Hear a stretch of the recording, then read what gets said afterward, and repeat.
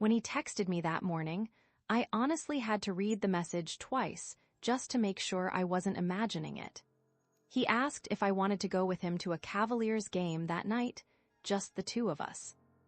And the way he phrased it, kind of casual but also kind of intentional. Yeah, I definitely let myself read into it.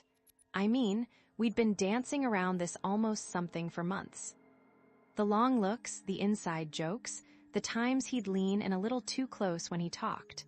So getting an invite like that felt huge. I tried to play it cool when I replied, but inside I was full on celebrating. I was telling myself, okay, this is it. This is the moment things finally move forward. Not in some dramatic rom-com way, but just finally being on the same page. And honestly, it felt good to hope for that. By the time we got to the arena, I swear the excitement buzzing around us matched exactly how I felt inside. The lights, the noise, the crowd energy, it all made everything feel bigger. Like the night had its own pulse. And being there with him, it only added to it. He was in a great mood, talking to me like I was the only person in the whole place who mattered. At least, that's how it felt. Every little thing he did fed into the story I was already building in my head. The way he nudged me when something funny happened on the court, the moments he leaned close so I could hear him over the crowd, even the way he kept glancing at me like he wanted to say something more. I kept thinking, this could actually be something. Maybe he finally sees me the way I see him. I didn't know it then, but the whole night was slowly steering us toward a moment I never could have predicted. The atmosphere felt charged with possibility, and I was completely caught up in it, all without realizing that the pivotal Jumbotron moment was already on its way. I don't think I'll ever forget that exact moment when everything shifted. 1 second I was laughing at something he'd said, the game buzzing around us, and the next our faces were suddenly up on the Jumbotron. The kiss cam, of all things. People around us started cheering, nudging each other, doing that excited come on, do it chant that always happens in those moments. And honestly, my heart just took off. I thought it was cute. I thought it was one of those little universe nudges that pushes two people in the right direction. So I leaned in, not full commitment, just enough to show I wasn't scared of a tiny, harmless kiss. In my head, this was going to be the moment we laughed about later, maybe even a little milestone in whatever was finally happening between us. But he didn't lean in. He didn't smile or make a playful face or even look embarrassed. Instead, he pulled back like I'd tried to lunge at him and said, loud enough for several rows to hear, "Not in this lifetime." For a second, it didn't even register. It was like my brain refused to process the words. Then I heard the crowd's reaction, those gasps, those awkward laughs, somebody whispering, "Oh my God," and my stomach just dropped. I felt the heat rush straight to my face and not the cute kind of blush. The burning, humiliating kind that makes you want to disappear completely. The camera didn't linger, thank God, but the damage was already done. I could feel people staring or pretending not to stare, which honestly felt even worse. I just sat there frozen, trying to breathe, trying to make sense of what happened. My mind kept looping, did he really just say that? Did I do something wrong? Was it that obvious how much I liked him? He acted like nothing happened. That might have been the worst part. No apology, no awkward joke to smooth it over, nothing. Just went right back to watching the game while I sat there feeling like my insides had been turned inside out on a 50-foot screen. In that moment, I knew I couldn't just sit there and pretend everything was fine. I was overwhelmed and humiliated, and I had to decide what to do next, whether to retreat, confront him, or somehow find a way to reclaim my dignity in the aftermath. I finally stood up because I couldn't sit there another second pretending I was fine. My hands were shaking, and my throat felt tight, but I forced myself to walk out of the row and head toward the hallway. I didn't even know where I was going, I just needed air. I leaned against a wall, trying to breathe through that horrible mix of humiliation and anger swirling in my chest.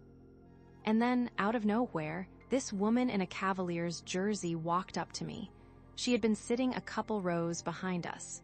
She gave me this gentle, almost protective look and said, "Hey, what happened up there? That wasn't about you." That was him being immature. Her tone was so honest, so matter-of-fact, that something in me loosened a little. Not even a minute later, 2 teenagers came by, maybe 16, tops, and one of them said, "We saw it on the screen. You handled it way better than I would've." That actually made me laugh, which surprised me. It wasn't a big laugh, but it was enough to remind me that I wasn't the joke here. He was. Every little bit of kindness I got in those few minutes started stitching something back together inside me. And once I could breathe again, I realized I wasn't done. I didn't want to just walk away and let him act like nothing happened, so I went back. He looked surprised to see me, which honestly annoyed me even more. I told him, calmly, somehow, that what he did was unnecessary and cruel. That even if he didn't feel the same way, basic respect wasn't that hard. I didn't yell. I didn't make a scene. I just said what needed to be said. His reaction was this awkward mix of defensiveness and trying to brush it off, which only confirmed everything I already knew. And when I turned to leave, I felt lighter.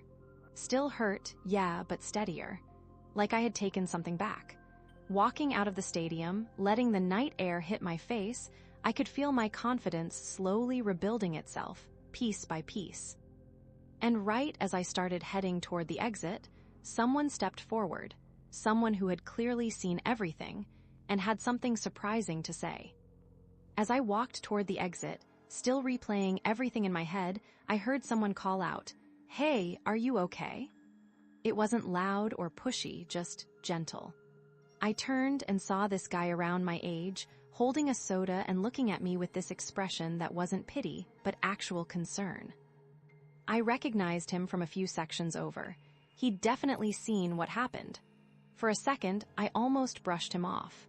I was embarrassed, exhausted, and honestly ready to disappear into the night. But something about the way he stood there, hands relaxed, eyes steady, made me stop. He said, "I saw the whole thing, that was rough. But for what it's worth, you handled it way better than most people would've."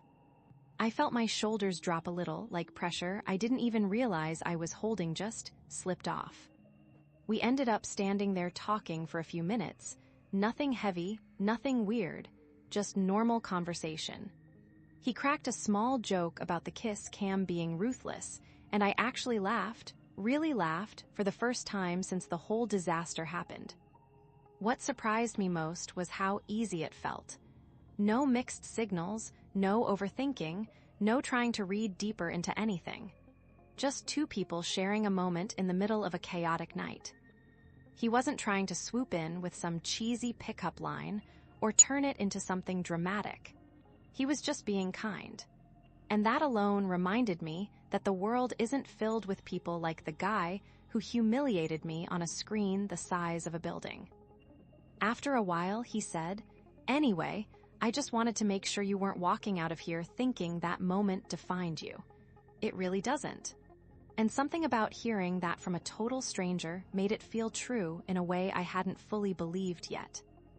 We said goodbye, nothing flirty or forced, just warm and sincere.